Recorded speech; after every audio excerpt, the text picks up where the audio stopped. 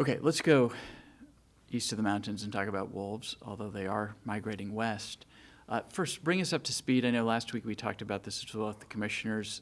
I think there's a couple of numbers that you want to correct for the record, but help us understand the number of wolves, packs, and then we'll talk a little bit about the Fish and Wildlife kills.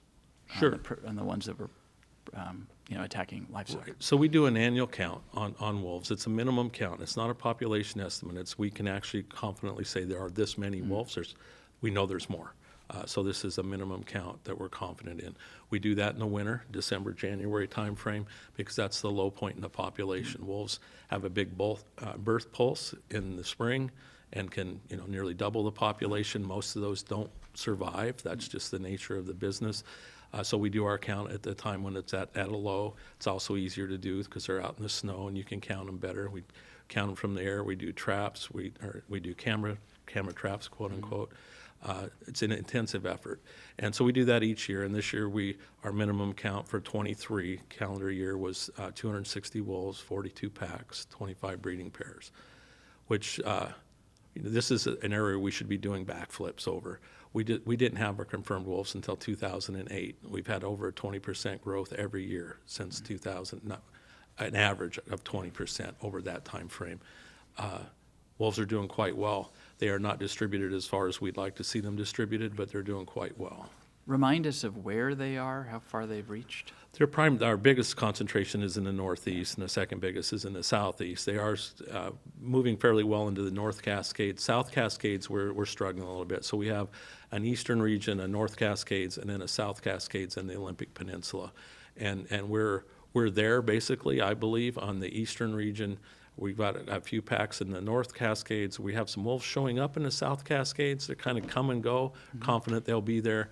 And we don't really have anything on the west side yet. Occasional wolf over, but the Olympic Peninsula, we don't have anything there yet. And then last year for 2023 that 2 wolves were killed by the agency? Yeah, we removed 2 wolves lethally last year. And that's remind us of what leads to that decision.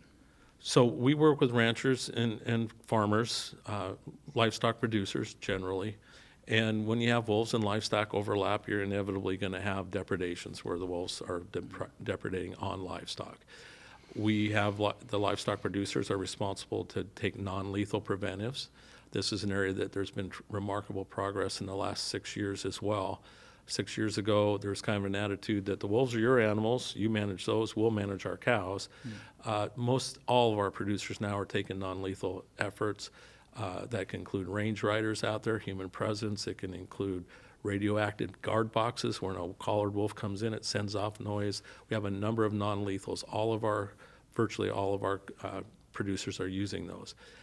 That's working pretty well. You'll see, if you look at a curve, we've got a nice parabolic increase in the population of wolves and a pretty steady depredation rate.